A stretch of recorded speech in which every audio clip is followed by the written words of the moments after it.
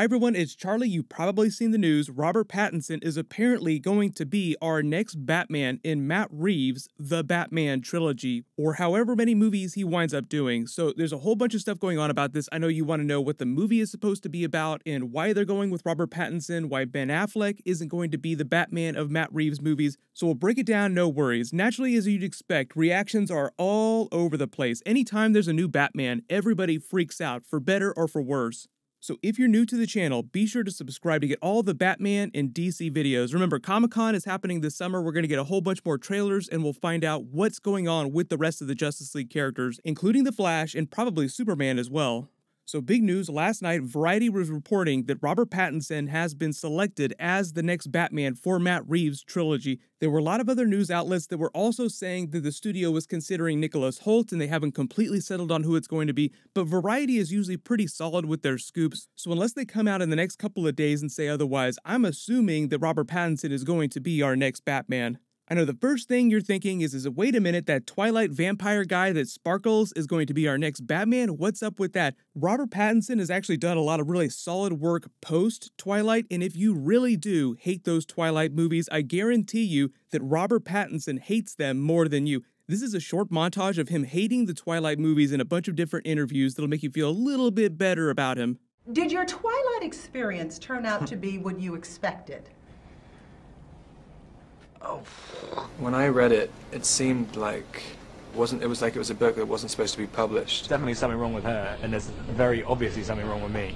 I was convinced that Stephanie was convinced she was Bella. And especially when she says, oh, it was based on a dream, and it's like, oh, I had this dream about this really sexy guy, and she just writes this book about it. It's like, this woman is mad. So now that we've established that Robert Pattinson hates the Twilight movies as much as you, what is the story of his movie going to be? How old is he going to be? How are they going to associate him with the other Justice League characters in present day? Because this is supposed to be a prequel, that's why they cast an actor that was so young. The interesting thing, though, is that Christian Bale, I think, was 31 when he was cast to be Batman in Batman Begins, and right now Robert Pattinson is 33, so he's older than Christian Bale when Christian Bale became Batman. Right now, the period of this first movie is supposed to be somewhere around Batman Year One period. Matt Reeves defined it as a story that would define who he was going forward, so it's just a really epic thing that happens to him early in his career that completely changes him going forward. Last year, insiders were calling Matt Reeves' script a version of Batman Mask of the Phantasm with a few of the characters swapped, and Batman Mask of the Phantasm is one of the best Batman movies of all time. It just happens to be animated, so if you're gonna crib from other Batman stories, that's one of the better ones to do.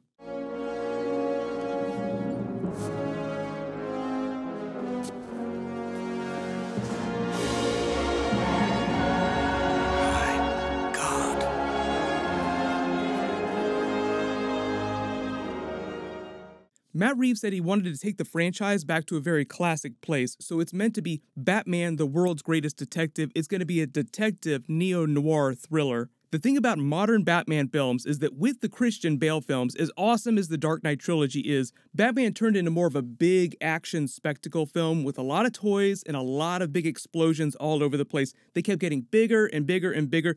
When we got to Zack Snyder, it got even bigger and bigger and further away from his roots as a detective. So Matt Reeves is taking him back to that. So obviously it's going to be a complete reimagining of what the franchise looks like. The look and feel, as well as the cape and cowl, the characters, everything from the ground up is going to be reimagined. Your follow-up question then is why isn't Ben Affleck going to be Batman in Matt Reeves' movie? Because it would be pretty easy for them to do a detective movie with Ben Affleck. Ben Affleck actually gave the answer to that himself. They said that basically there were two competing versions of the movie. There was the Ben Affleck, Jeff Johns script that he was working on the past couple of years while he was doing his Zack Snyder films. I'll play the clip of him talking about it in a second, but per his explanation, he just couldn't come up with a version of the movie that he felt was really exciting, really compelling, and that the studio liked. I've read and I've seen announcements to the effect of that you will not be Batman again. I am, yeah. I have decided. No, thank you very much. Yeah. You know, I tried to direct a version of it and worked with a really good screenwriter, but just kind of couldn't come up with a version that couldn't crack it.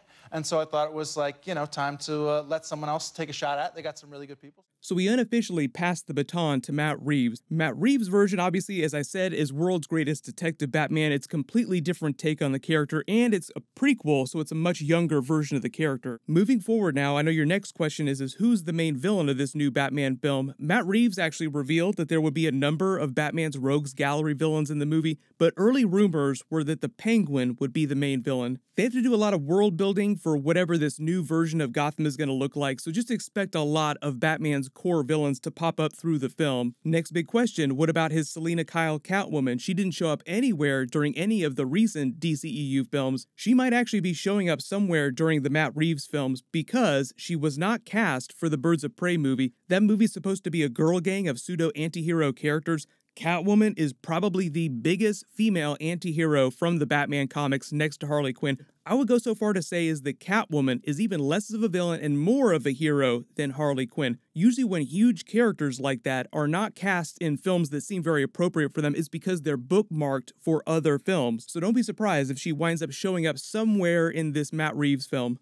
But I know the next question after that is will Robert Pattinson also play Batman in the next Justice League movie? Won't that be weird if they only recast some of the DCEU Justice League characters from the last film? So what'll probably happen is that he would have to sign a 3 to 5 picture deal for a trilogy of Matt Reeves Batman films and then potentially a couple other crossover films way down the line. But recently, as part of the big shakeup, as the way they're changing this universe, is that Warner Brothers said that it's going to be a long time before they do another Justice League movie, so don't be surprised if we get 2 or 3 Matt Reeves Batman movies before you see them do another Justice League film. Really good example of how fast their timeline is moving is that the Aquaman sequel is not going to happen for another 3.5 years. That is a glacially slow pace, so for the most part, all the different DC films are allowed to be their own thing, with very, very loose crossover and references to the other characters within the films. Wonder Woman 1984 and the Aquaman movie are great examples of that. Wonder Woman set during the past, so obviously no big characters are going to cross over into that. Aquaman referenced a couple of Justice League things from the events of that movie, but you didn't see any other big Justice League characters show up during it. You defeated Steppenwolf and saved Atlantis.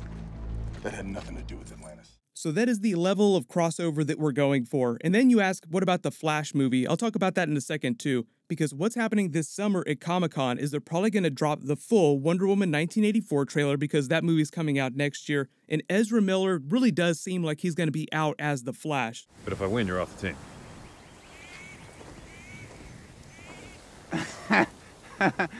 team. You probably heard the story about how they were giving him a chance to write a version of the movie with Grant Morrison. DC also hired the Spider-Man Far From Home guys to direct the movie and to write it. So right now, Ezra Miller is competing with them for his script in the film, and people are saying that it's just his bid to try and stay on as the Flash before they recast him. It's getting really good. It's getting really good now. You know, anyone who knows anything about Barry Allen knows that he's always late. But then when he arrives, he gets stuff done. And that's definitely how this film's production schedule is proceeding. We're a little late, but we're really, you know, the reason why we're late, and this is the honest to God truth, is the reason why we're late is because we're all, and I include myself in this, we are very meticulously focused on making a movie that's not just like one of the greatest superhero movies that we can possibly make. This movie's also going to be a gift to the fans, you know. This movie's going to be a real pure offering to the fans of this material. And we've hit a couple points in the script's development where we've looked at it and gone, this isn't it. This isn't it yet. It has to be, and you know, we're talking about sparking a whole new universe, which is, it's not just the DC multiverse, it's the Speedster multiverse. The version of the movie that Ezra Miller wants to make is more in the vein of the Zack Snyder universe, Dark Flashpoint.